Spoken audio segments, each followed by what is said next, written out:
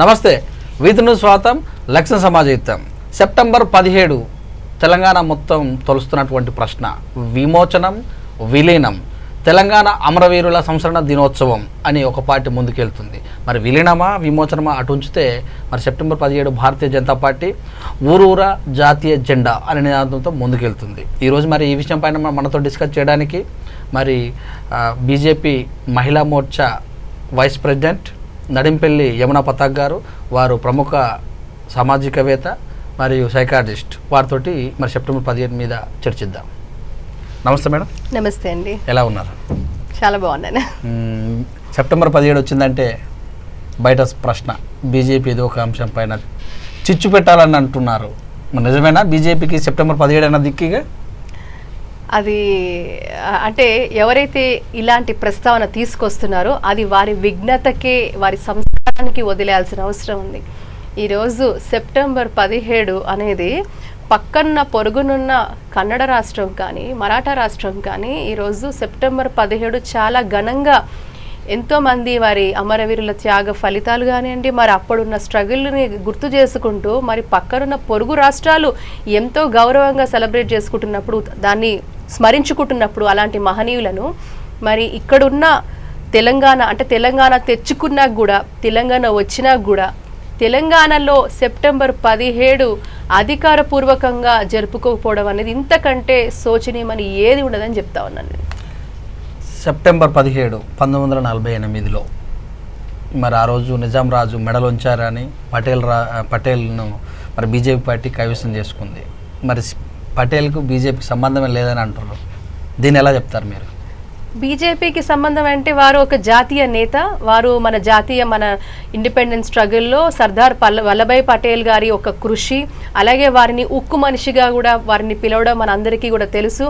మరి అప్పట్లో ఎన్నో ఈ ప్రిన్స్లీ స్టేట్స్ ఏవైతే ఇండిపెండెంట్గా వాళ్ళు పరిపాలిస్తున్నారు, అంటే సర్దార్ వల్లభాయ్ పటేల్ గారు అనగానే ఒక ఉక్కు మనిషిగా మనందరికి కూడా వారు చాలా ప్రసిద్ధిగాంచిన పేరు వారిది భారతదేశంలో, మన భారతదేశ చరిత్రలో. అలాంటి వ్యక్తి ఈరోజు ప్రిన్స్లీ స్టేట్స్గా, ఇండిపెండెంట్ స్టేట్స్గా ఎన్నైతే ఉన్నాయో అవన్నిటి కూడా కొన్ని ఇప్పుడు ఆల్మోస్ట్ ఇండిపెండెన్స్ వచ్చిన తర్వాత చాలా వరకు భారతదేశంలో విలీనం అయినాయని మనందరికి కూడా తెలుసు. కొన్ని మాత్రం మేము విలీనం కాని పరిస్థితుల్లో అప్పుడు నిజంగా సర్దార్ వల్లభాయ్ పటేల్ గారి వారి యొక్క కృషి, వారి యొక్క చాకచక్యంగా వారు ఎలా నిర్వహించారు ప్రతిదీ కూడా మనం అందరు కూడా చూసాము, తెలుసు. దాన్ని బట్టి వారిని ఎంతో ఈ దేశంలో ఎంతో గౌరవం వారికి మనం ఇచ్చింది. ఇంకా ఒక పార్టీ ఓన్ చేసుకోకపోవడం ఏముంది? ఈరోజు మహాత్మా గాంధీ గారి చిత్రపటము ప్రతి ఆఫీసులలో ఉంటుంది. అంటే గాంధీ గారు అంటే కేవలం కాంగ్రెస్ పార్టీకి ఏమన్నా ఉన్నదా? అట్లా ఏమన్నా ఉన్నదా చెప్పండి? అట్లాంటిది ఏం లేదు కదా. ఈరోజు వాళ్ళందరూ కూడా జాతీయ నేతలు, వాళ్ళు దేశం కోసం ధర్మం కోసం పనిచేసిన వాళ్ళు, వాళ్ళంతా కూడా నిజంగా కూడా జీవితాలు త్యాగం చేశారు. ఎంతో మంది మహానుభావులు త్యాగం చేశారు. అలాంటి మహనీయులని స్మరించుకోవడము, వారిని గౌరవించుకోవడము అనే దాని మీద కూడా దీన్ని కూడా కొన్ని రాజకీయ పార్టీలు రాజకీయం చేస్తున్నాయి, భారతీయ జనతా పార్టీని విమర్శిస్తున్నాయంటే అది నిజంగా కూడా వారి సంస్కారానికి నిజంగా ఒకసారి వాళ్ళ విఘ్నతకు వదిలేయాల్సిన అవసరం ఉంది. ఇంతకంటే దారుణం ఏది కూడా ఉండదు అని నేను చెప్తా ఉన్నాను. సాయుధ పోరాట అమరవీరుల సంస్మరణ దినోత్సవం అని వాళ్ళు అంటారు, మీరే విమోచనతో ముందుకెళ్తున్నారు, విలీనమని కొంతమంది అంటున్నారు. అసలు మీరు విమోచనని ఎలా భావిస్తున్నారు ఈ అంశం పైన? ఆగస్టు 15 1947 సంవత్సరం మనం తీసుకుంటే భారతదేశం అంతా కూడా మరి బ్రిటిష్ వారి నిజంగా వారి నరకం నుంచి బయటకు వచ్చి భారతీయులందరూ కూడా మన భారత జెండా రెపరెపలాడుతూ దేశం అంతా కూడా ఆగస్టు 15 సెలబ్రేట్ చేసుకుంటే 47 సంవత్సరంలో కేవలం అప్పుడు పరిపాలించిన నిజాం పరిపాలన హైదరాబాద్ రాష్ట్రం, అంటే మనందరికీ మీరు విన్నది నిజంగా కరెక్టే. అప్పుడు హైదరాబాద్ రాష్ట్రం, అప్పటి హైదరాబాద్ రాష్ట్రం గురించి ఒక 2 నిమిషాలు మనం కనుక చర్చించుకుంటే, అప్పుడు హైదరాబాద్ రాష్ట్రంలో దాదాపు తెలుగు మాట్లాడే రాష్ట్రాలు ఒక 9 జిల్లాలు, అలాగే ఇప్పుడున్న మహారాష్ట్రలో 4 జిల్లాలు, అలాగే కన్నడ రాష్ట్రంలో 4 జిల్లాలు కలిపి టోటల్గా కూడా మనకి ఉమ్మడిగా హైదరాబాద్ రాష్ట్రం అనేది అప్పట్లోనే ప్రపంచంలో ఒక ధనిక రాష్ట్రంగా హైదరాబాద్కి అంత పేరున్నది. మరి ఆ రాష్ట్రం అంతా కూడా మరి ఎంతమంది నిజాం పరిపాలనలో దాదాపు మీరు చూస్తే 224 సంవత్సరాలు ఈ నిజాం ప్రభువులు హైదరాబాద్ రాష్ట్రాన్ని పరిపాలించారు. అంటే వన్ ఆఫ్ ద లెంతియెస్ట్, మనం ఒక చరిత్ర తీసుకుంటే అంత లెంతీ పీరియడ్ వీళ్ళు పరిపాలించడం మనం చూస్తూ ఉన్నాము. కాబట్టి అంటూ ఉంటారు, ఇప్పుడు ముఖ్యమంత్రి గారు అంటూ ఉంటారు నిజాం కట్టడాలు, నిజాం చాలా చేసిండు, నిజాం అది చేసిండు అని. నేను ఒక ఉదాహరణ ఇస్తున్నాను.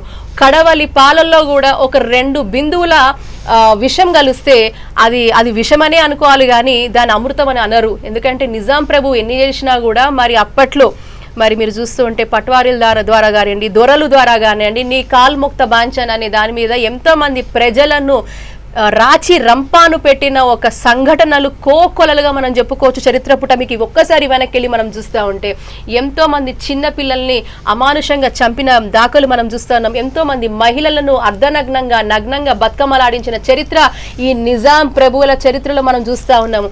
ఎంతో మంది ఒక దమనకాండ కాజిం రజ్వీ వారి యొక్క అప్పుడున్న 7వ రాజు, ఎప్పుడైతే 7వ రాజు నిజాం రాజు ఎవరున్నా ఉన్నారో అతని దగ్గర ఉన్న కాసిం రజ్వీ ఎవరైతే ఉన్నారో, ఈ రజాకర్ మూమెంట్ అందరికీ తెలుసు. మరి రజాకర్ల మూమెంట్ అంటేగానే అది నిజంగా కూడా మనం కనీసం రక్తం అంటే నిజంగా మనసున్న ప్రతి వ్యక్తి కూడా రక్తం మరిగిపోయే ఒక సంఘటన మనకు గుర్తు చేస్తూ ఉంటుంది.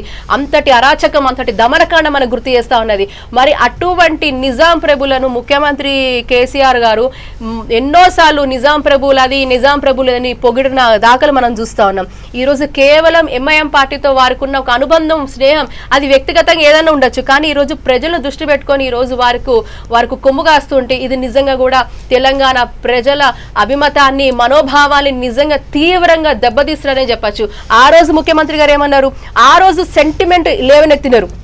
ఏమని చెప్పిండ్రు మీకు తెలుసు, మాకు తెలుసు. మరి మీడియాలో కూడా కథనాలు ఉన్నాయి, అందరికి తెలుసు. మరి ముఖ్యమంత్రి గారికి ఒకసారి రిలే చేపించి మళ్ళీ రీప్లే చేపించి చూపించాల్సిన అవసరం ఉంది. ఆ రోజు ముఖ్యమంత్రి గారు మరి వారికి ఆ రోజు తెలంగాణ రాష్ట్రం కోసం మనం పోరాడుతున్నప్పుడు ఒకరం కాదు, ఇద్దరం కాదు, అందరం కూడా సంయుక్తంగా అన్ని వర్గాల వారు ఈ రోజు తెలంగాణ కొరకు ఆనాడు పోరాడితే 69లో కూడా చేసినాం, దాంట్లో ముందు కూడా చూసినాం ఎంత స్ట్రగుల్, తెలంగాణకి ఎంత అన్యాయం జరిగిందని మనం చూస్తే. మరి ఆ పోరాటం అంతా చూస్తే అప్పుడు సీఎం కేసీఆర్ గారు ఒక్క సెంటిమెంట్ తో వచ్చిండ్రు, తెలంగాణ సెంటిమెంట్ అని చెప్పిండ్రు. ఆ రోజు వారు స్వయంగా వారు చెప్పిన మాటల్లోనే నేను గనక మా తెలంగాణ తెలంగాణ తెచ్చుకుంటాము, తెలంగాణ రాష్ట్రం వచ్చినాక సెప్టెంబర్ 17 అధికారపూర్వకంగా ఘనంగా మనము తెలంగాణ విమోచన దినోత్సవాన్ని జరుపుకుంటామని సాక్షాత్తు ముఖ్యమంత్రి గారు ఆ రోజు చెప్పడం జరిగింది. మరి ఈ రోజు అదే చెప్తా ఉన్నాం, ఇందాక కూడా చెప్తా ఉన్నాను, విలీనము విమోచనం అంటే అప్పుడు నిజాం ప్రభు అప్పుడైతే ఇందాక చెప్పినట్టుగా సర్దార్ వల్లభాయ్ పటేల్ గారు మరి వారు ఉక్కు మనిషిగా వారు వచ్చి మరి నిజంగా వారి యొక్క చేస్తున్న ఈ దమనకాండను అంతా దృష్టిలో పెట్టుకొని ఇది సమంజసం కాదు అని సెప్టెంబర్ 13 నుంచి సెప్టెంబర్ 17 వరకు ఏకంగా 5 రోజుల పాటు సైనిక చర్యని వారు చేపట్టడం జరిగింది.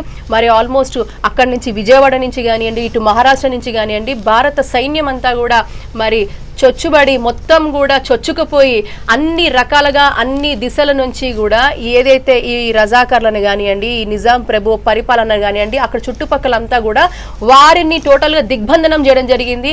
ఇంకా ఎటువంటి స్థితి లేనప్పుడు ఇంకా లొంగిపోక తప్పదు కాబట్టి అప్పుడు 7వ రాజైన నిజాం రాజు భారత సర్కారుకు క్షమించమని విలీనమైతామని, అప్పుడు మేము భారతదేశంలో విలీనమైతామని ఆ రోజు విలీనమైనం జరిగింది.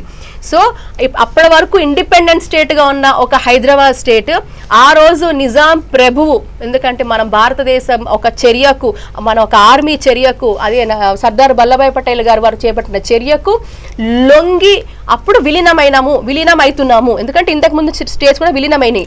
సో అలాగే వీరు కాలేదు, దీనికి ఇంత టైం పట్టింది, ఆల్మోస్ట్ మనకు 1 year పట్టింది, 47 నుంచి 48 వరకు. కాబట్టి అప్పుడు నిజాం రాజు విలీనమైనాడు, అది యాక్చువల్ గా జరిగినది. దాని తర్వాత మన ప్రకారం ఏంటి, దేశమంతా స్వాతంత్రం వస్తే ఆగస్టు 15 వస్తే మనకి మాత్రం మనం సెలబ్రేట్ చేసుకోలేదు ఇక్కడ. కాబట్టి నిజంగా అప్పుడు తెలంగాణ, అప్పుడున్న హైదరాబాద్ రాష్ట్రంలో ఉన్న ప్రజలకు, తెలంగాణ ప్రజలకు అది నిజమైన స్వాతంత్ర దినోత్సవం, అది విమోచన దినోత్సవం. విమోచన కలిగింది. ఏదైతే ఈ దుష్ట నిజాం పరిపాలన నుంచి అంతటి ఏదైతే అరాచకాలు చేసిండ్రో, ఒక దమనకాండ చేసిండ్రో, ఆ ఒక నిజాం పాలన నుంచి నిజంగా విముక్తి పొందారు. ఆ రోజు విమోచన అనేది సెప్టెంబర్ 17 అనేది నిజమైన విమోచన దినోత్సవం తెలంగాణ వాసులకు. అదే మేము చెప్తున్నాం ఈరోజు. అప్పుడు ప్రజలు కోరుకున్నదే మాకు విమోచన దినోత్సవం, ఆ ప్రజలు కోరుకునేది వాళ్ళే, ఆ తరతరాలుగా వచ్చిన మనమే ఈరోజు మేము ఈరోజు నిజంగా కూడా దాన్ని మేము ఆచరిస్తాము, దాన్ని నిజంగా కూడా సంతోషంగా మాకు కూడా విమోచన కలిగిందని చెప్తా ఉంటే, దీనికి కూడా ఈరోజు కొన్ని పార్టీలు మరి నిజంగా కూడా వారు ఒకసారి నైతికంగా ఆలోచించాల్సిన అవసరం ఉంది ఈరోజు. నిజంగా కూడా వారికి ఏమైనా చిత్తశుద్ధి ఉందా? నిజంగా తెలంగాణ ప్రజల ఇప్పుడు తెలంగాణ ప్రజలకే మనం మనం మనం తెలుసుకోవాల్సిన అవసరం ఉంది. మరి ప్రజలు గమనిస్తున్నారు. నిజంగా కూడా ఎవరికి చిత్తశుద్ధి ఉంది ఈరోజు? ప్రజల మనోభావాలు ఎవరు గౌరవిస్తున్నారు అనేది ఈరోజు ప్రజలు మనం చెప్పనక్కర్లేదు. ఈరోజు ఎన్ని పార్టీలు విమర్శించినా భారతీయ జనతా పార్టీ స్టాండ్ ఒక్కటే, సెప్టెంబర్ 17 అధికారపూర్వకంగా విమోచన దినోత్సవం జరుపుకోవాలి అనేది మా స్టాండ్. దీంట్లో ఎటువంటి కుట్రంట్రాలు లేదు. అది వేరే పార్టీలు ఎవరైనా వేసినా అది వారి వివేకానికి, విఘ్నతకు, సంస్కారానికి వదిలేయాలని చెప్తున్నాం, కానీ ఇందులో విభేదించడానికి ఏం లేదు. ఎందుకంటే ఈరోజు ప్రజలు గమనిస్తారని నేను చెప్తా ఉన్నా మీకు. సో అయితే సెప్టెంబర్ 10 కోసం పోరాడింది లెఫ్ట్ ఫ్రంట్ వాళ్ళు, మరి చాకల ఐలమ్మ, ఇకపోతే ఎవరైతే రైతాంగం ఉన్నదో వాళ్ళు పోరాడారు. అందులో మా యొక్క బేస్ ఉన్న వాళ్ళు చనిపోయారు. బీజేపీ అప్పుడు లేదు. ఏమైనా హిందూ ముస్లిం కొట్లాట కోసమే సెప్టెంబర్ 17 తీసుకొస్తానని కూడా లెఫ్ట్ ఫ్రంట్ వాళ్ళు అప్పుడప్పుడు ఆరోపిస్తారు. ఇది ఇది మా అమరవీరుల పోరాటం అని చెప్తున్నారు. మీరు మళ్ళీ నేను చెప్పేది అదే. నిజంగా కూడా ఎవరైనా కూడా ఒకసారి ఆలోచించుకోవాల్సిన అవసరం ఉంది. ఈరోజు భారతదేశంలో స్వాతంత్ర ఉద్యమంలో కూడా అక్కడ హిందూ ముస్లిం ఎక్కడున్నదండి? ఈరోజు నిజంగా దేశం కోసం పోరాడిన వాళ్ళు కోకొలలుగా అన్నిటికీ అతీతంగా, కుల మత అన్నిటికీ అతీతంగా దేశం కోసమే నిజంగా ప్రాణత్యాగం చేసిన మహానుభావులు ఎంతోమంది ఈ దేశంలో ఉన్నారు. కొంతమంది లీడ్ చేసిన వాళ్ళు లీడర్స్గా మనం ముందుకు వస్తున్నారు. కానీ ఎంతోమంది సామాన్య ప్రజలు ఒక్కరేంటి ఇద్దరేంటి ఈరోజు ఉద్యమాలన్నీ అట్టనే సక్సెస్ అయినాయి అంటారా? ఇంక్లూడింగ్ మన తెలంగాణ, మనం మొన్న సాధించుకున్న తెలంగాణ కూడా ఎన్ని యూనియన్లు, టీచర్లు, స్టూడెంట్లు, ఆఫీసర్లు, గవర్నమెంట్ ఆఫీసర్లు, ప్రైవేటు వాళ్ళు ఒక్కరేంటి, కోకొల్లలుగా అన్ని వర్గాల వాళ్ళు, అన్ని సామాజిక వర్గాల వారు, హిందూ ముస్లిం ఇంకా ఎవరైతే ఉన్నారో కుల మత భేదాలు లేకుండా అన్నిటికీ అతీతంగా మాకు తెలంగాణ కావాలి, తెలంగాణ వాదం వినిపించిండ్రు ముందుకు. అంతమంది కలిసి తెలంగాణ తెచ్చుకున్నారు. కానీ ఇక్కడ ఎవరిని అగౌరవపరచడం అనేది ఏది లేదు. చాకల ఐలమ్మ గారి గురించి ఎన్నో సభలు పెట్టాము, ఎన్నో కార్యక్రమాలు చేశాము, గౌరవించుకున్నాం. వాళ్ళంతా కూడా ఈ తెలంగాణ గడ్డ కొరకు వాళ్ళు పాటుపడిన దానికి ఇక్కడ పార్టీలు ఎందుకు వచ్చాయండి? నిజంగా మనం ఆ దృష్టితో ఎందుకు ఆలోచిస్తున్నాం? తెలంగాణ ఒక త్యాగమూర్తులుగానే వాళ్ళని మనం సంస్కరించుకుంటున్నాము, వాళ్ళని నిజంగా గౌరవించుకుంటున్నాము, వారి గురించి మనం ఎన్నో సభల్లో మాట్లాడుతున్నాము, ఇన్ఫాక్ట్ చెప్తున్నాం. మనం నిజంగా మీరు ప్రశ్నించాల్సింది ఈరోజు తెరాస ప్రభుత్వానికి ఎంత చిత్తశుద్ధి ఉంది అని. బీజేపీ వాళ్ళ మీద అనడం కాదు. ఈరోజు బీజేపీ పార్టీ నిజంగా కూడా ఈరోజు ప్రజలను ఉద్దేశించి నిజంగా న్యాయం మాట్లాడుతుంది అంటే బీజేపీ పార్టీ. మీరు చేస్తున్న వాళ్ళని వదిలేసి నిజంగా ఇక్కడ మీరు ప్రశ్నించాల్సింది ముఖ్యమంత్రి గారిని, తెరాస నాయకురాలను, తెరాస పార్టీని. ఈరోజు వారేమని ప్రామిస్ చేసిండ్రు? తెలంగాణ తేనికి వారొక్కరు పాటుపడితే కాదు. ఈరోజు కుటుంబ పాలన చేస్తున్నది తెరాస ప్రభుత్వం. మరి ఈరోజు ఇవే పార్టీలకు నిజంగా మరి వీళ్ళ గలం ఏమైపోయిందా అని ఏమని ప్రశ్నిస్తా ఉన్నాం. వీళ్ళ గలం ఎలావైంది? ఈరోజు మీరు ప్రశ్నించాల్సింది తెరాస ప్రభుత్వాన్ని. ఈ రోజు తెలంగాణ తెచ్చుకున్నా కూడా నిజంగా కూడా ఎంతమంది 1,00,000 మందికి ఉద్యోగాలు ఇస్తాడు ముఖ్యమంత్రి గారు. నిజంగా 1,00,000 మందికి ఉద్యోగాలకు ఇచ్చిందని మీరు ప్రశ్నించాలి. 1,200 మంది పిల్లల బలిదానంతో తెలంగాణ మనం తెచ్చుకున్నాము. ఇంతమంది పిల్లల బలిదానంతో మనం తెచ్చుకున్నాం. కనీసం ఆ కుటుంబాలకు ఏమైనా న్యాయం నిజంగా ముఖ్యమంత్రి గారిని మనం ప్రశ్నించాలి. అన్ని 100 మందికి న్యాయం చేసిండ్రా? కనీసం ఒక్కరికైనా మంత్రి పదవి ఇచ్చిండ్రా? ఇది మీరు ప్రశ్నించాలి. ఇదే అమరవీరుల బలిదానం మీద ఏర్పరచుకున్న తెలంగాణకు మరి ఏం చేసిండ్రు? తెలంగాణ వచ్చిందే వీళ్ళ వల్ల. మరి అలాంటి కుటుంబాలను ఒక్కరికైనా న్యాయం చేసిండ్రా అనేది మీరు ప్రశ్నించాల్సింది గౌరవనీయులైన ముఖ్యమంత్రి కేసీఆర్ గారిని, వారి యొక్క మొత్తం పాలక బృందాన్ని మీరు ప్రశ్నించాలి. అంతేగాని ఈరోజు నిజంగా ప్రజల కోసం తెలంగాణ వాళ్ళకొస్తే తెలంగాణ ఉన్న జనం కోసం మాట్లాడుతున్న బీజేపీ పార్టీని విమర్శిస్తే అది మాకు పోయేది ఏం లేదు. ఎందుకంటే ప్రజలు ఈరోజు ఏది మంచి ఏది చెడు అని తెలుసుకుంటున్నారు. ఏది పాలు ఏది నీళ్లు. జనం వెర్రివాళ్ళైతే కాదు. జనం ఈ రోజు కూడా మీరు జనాన్ని వెర్రివాళ్ళగా పరిగణన తీసుకుంటే అది ఆ రోజులు పోయినాయనే నేను మిగతా పార్టీలు ఎవరైతే విమర్శిస్తున్నారో వాళ్ళందరికీ కూడా ముక్త కట్టతో చెప్తుంది ఏంటంటే ఆ రోజులు పోయినాయి. ఈ రోజు నిజంగా కూడా అవగాహన పెరిగింది. ఈ రోజు జనం చూసిండ్రు కాబట్టి మొన్న ఎలక్షన్లో మీరు చూస్తే 4 ఎంపీలు మమ్మల్ని గెలిపించిండ్రు. అంటే మీరు కరీంనగర్ కానీ, ఆదిలాబాద్ కానీ, సికింద్రాబాద్ కానీ ఈ రోజు మీరు ఈ మొత్తం ఏవైతే మేము గెలుచుకున్నాం ఇవన్నీ కూడా ఎందుకు? జనం మాకు నిజామాబాద్ కానీ మరి ముఖ్యమంత్రి కూతుర్నే ఓడగొట్టినాం. ఇంతకంటే ఏముంది? ఈరోజు ప్రజల్లో నిజంగా కూడా ఎంతటి ఆల్మోస్ట్ ఒక రకమైన ఇల్ ఫీలింగ్ ఉంది. ఒక ప్రజల్లో నిజంగా కూడా మరి ఈ ప్రభుత్వం ఎంత నమ్మకాన్ని చేకూర్చుకుందో అనేది మొన్న వచ్చిన రిజల్ట్స్తో మీరు చూస్తున్నారు. అది తప్ప ఇంకేదో నిజంగా ధైర్యం ఉంటే ఈరోజు మీరు ప్రశ్నించాల్సిన తెరాస ప్రభుత్వాన్ని, మమ్మల్ని కాదు. ఈ రోజు మేము పాట పడుతున్న జనం కోసం, జనం చూస్తున్నారు. కుల మతం అంటారు, ఈ రోజు కేవలం భారతీయ జనతా పార్టీ అంటే హిందుత్వ పార్టీ అని చెప్పడం ఇంతకంటే శోచనీయం నేనేం చెప్పాను. ఈ రోజు నిజంగా అదే ఉంటే మాకు ఈ రోజు మైనారిటీ షేర్ మీరు గత ఎన్నికల్లో చూసుకుంటే, గత ఎన్నికల కంటే ఈసారి మేము వచ్చిన ఎన్నికలలో మా మైనారిటీ నిజంగా మా మైనారిటీకి సంబంధించిన మా తమ్ముళ్ళు, అన్నలు, చెల్లెలు, అక్కలు వాళ్ళ ఓటింగ్ షేర్ ఎంత స్థాయిలో పెరిగింది అనేది మీరు ఒకసారి చూసుకోవాల్సిన అవసరం ఉంది. మరి అప్పుడు మీకు తెలుస్తుంది నిజంగా ఎవరి పట్ల ఉన్నారు. మహిళల ఓటింగ్ మా పట్ల పెరిగింది, యువత ఓటింగ్ మా పట్ల పెరిగింది. ఎందుకంటే ఈరోజు 130 కోట్ల జనాభా ఈరోజు భారతీయ జనతా పార్టీ వైపు చూస్తున్నారు అంటే నిజమైన పురోగతి, అభివృద్ధి, సమన్యాయ పాలన అనేది కేవలం కూడా భారతీయ జనతా పార్టీ వల్లే ఈ దేశానికి అవుతుంది.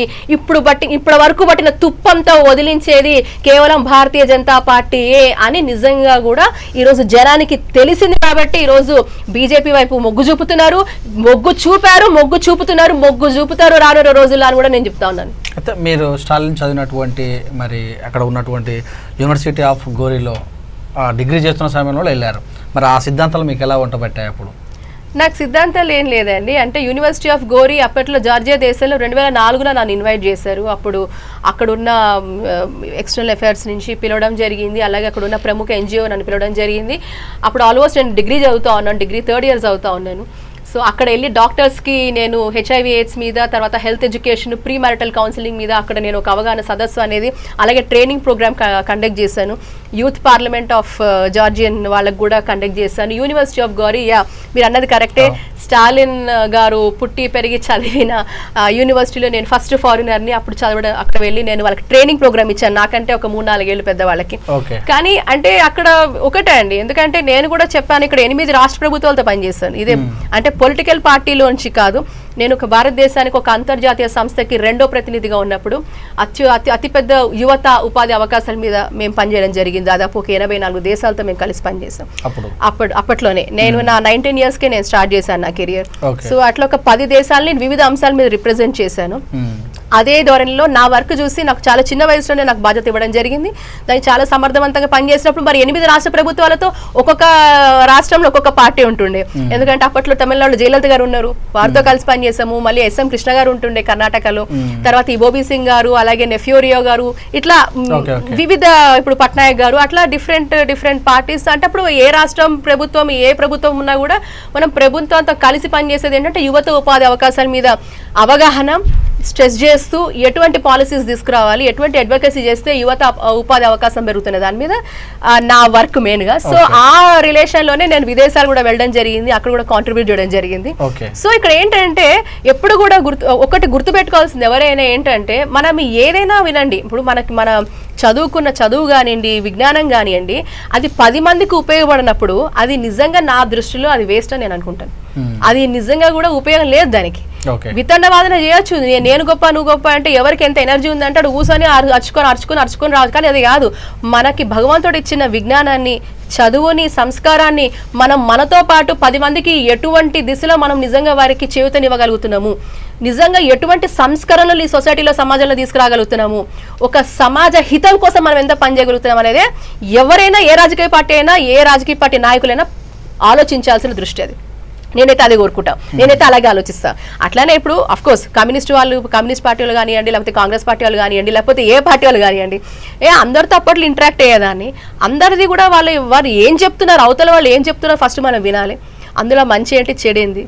ఇప్పుడు నిజంగా ఒకళ్ళు మంచి పని చేస్తున్నారు, వాళ్ళు ఏ పార్టీ అయినా కానివ్వండి, వారు మంచి చేస్తున్నారు, ఒక మంచి సంస్కరణ చేస్తున్నారంటే తప్పకుండా సపోర్ట్ చేయాల్సిందే, అది ఎవరైనా సరే. లేదు మనం అలా తప్పు జరిగింది, నేనైతే అసలు నిరభ్యంతరంగా తప్పు జరిగితే నా వల్ల తప్పు జరిగిందని చెప్తాను నేను, అండ్ నేను నేర్చుకుంటా అని చెప్తా. ఇది సమాజ హితం కోరుకునే వాళ్ళు ఎవరైనా చేయాల్సిన పద్ధతి. అంతేగాని నేనే గెలవాలి అనే యాటిట్యూడ్ అది తప్పు, నా వాదమే గెలవాలనేది తప్పు.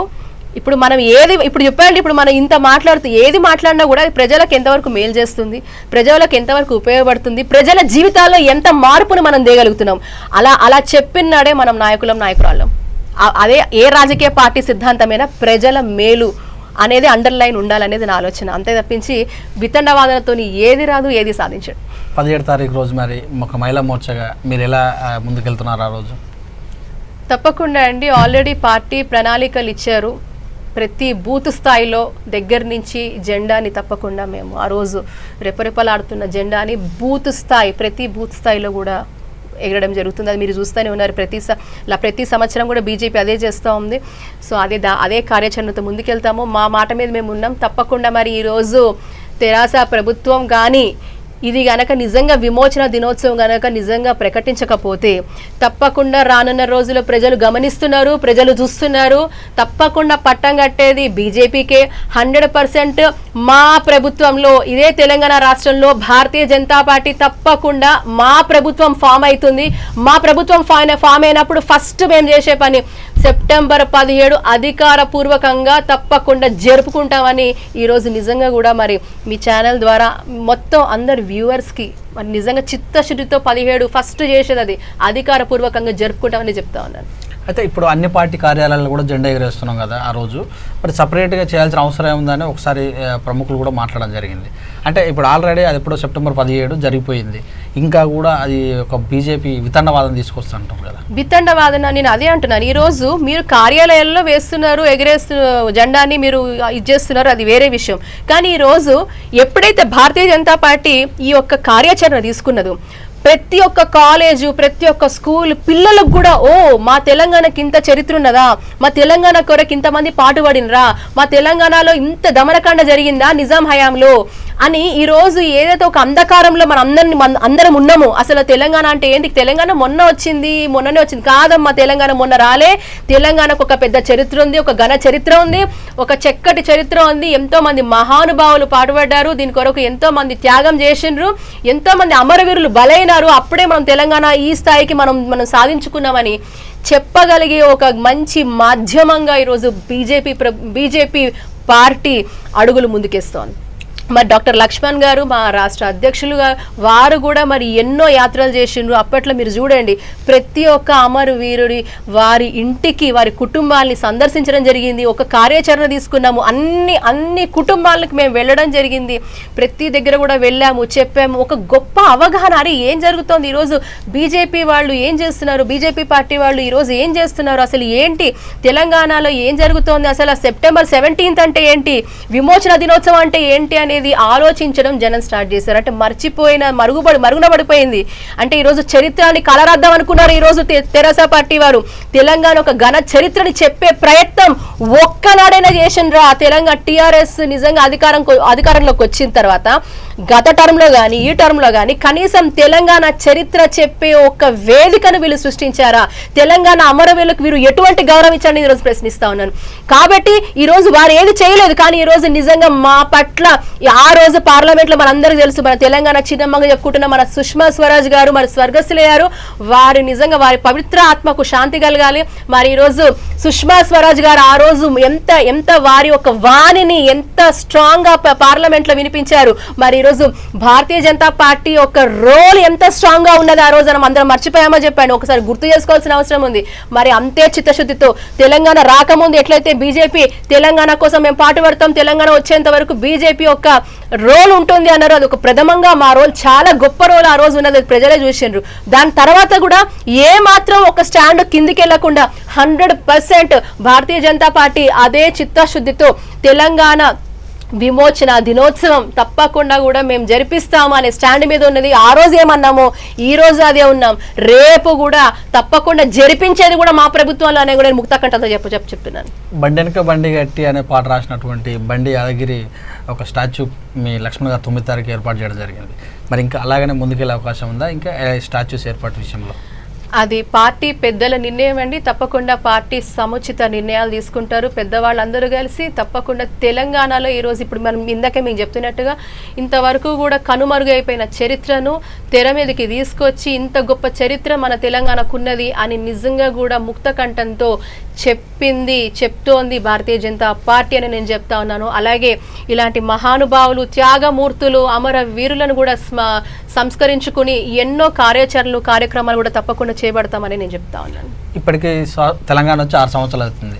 ఈ 6 సంవత్సరాల నుంచి కూడా బీజేపీ టీఆర్ఎస్ అటు ఇటుగా ప్రభుత్వం వచ్చినాక కూడా సెప్టెంబర్ 17 కంపల్సరీ చేయాలని అంటున్నారు. ఇది 6వ సంవత్సరం.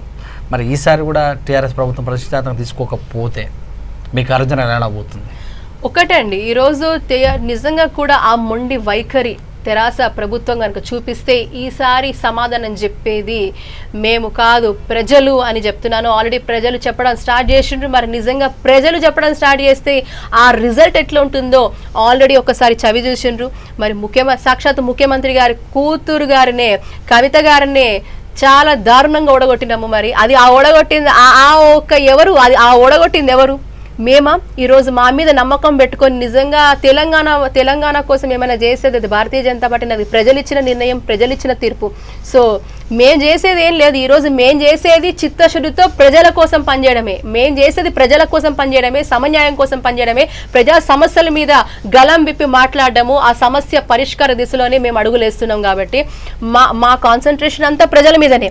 సో ఏ నిర్ణయం తీసుకోవాలనేది ప్రజలు తీసుకుంటారు. ఈరోజు తెరాస ప్రభుత్వం మొండి వైఖరి, మరి ముఖ్యమంత్రి గారి ద్వంద్వ వాదన, ఇంతకుముందు వారు చెప్పింది ఇప్పుడు వారు చేస్తుంది, ఇది క్లియర్గా కూడా ప్రజలు చూస్తూ ఉన్నారు. కాబట్టి మేము చెప్పాల్సింది ఏం లేదు. మేము చిత్తశుద్ధితో మా స్టాండ్ మీద మేము ఉంటాము. మేము తప్పకుండా కూడా మేము అనుకున్న దాని మీదనే ఇంకా స్ట్రాంగ్గా మేము పనిచేస్తున్నాము, పనిచేయబోతున్నాం. కాబట్టి నిర్ణయం తప్పకుండా ప్రజలు తీసుకుంటారు. వారు అందరూ చూస్తూ ఉన్నారు. కాబట్టి అందులో డిబేటబుల్ ఇష్యూనే కాదు.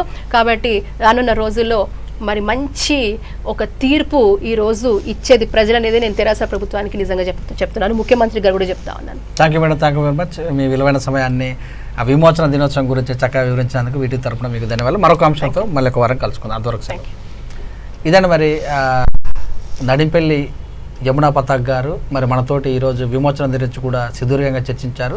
ఖచ్చితంగా ఇది విమోచనమే. మరి సెప్టెంబర్ 17 అప్పుడు తెలంగాణ రాకముందుకు టీఆర్ఎస్ పార్టీ జరుపుతామని చెప్పారు ప్రభుత్వం వచ్చినాక. కానీ అది ద్వంద్వవైఖరిగా మారిందని, రాబోయే రోజుల్లో మా ప్రభుత్వం ఏర్పడితే ఖచ్చితంగా మేము సెప్టెంబర్ 17 ప్రభుత్వంగా నిర్వహిస్తామని మనకు తెలియజేశారు. చూస్తూ ఉన్నాడు with news. May Suresh Dandu.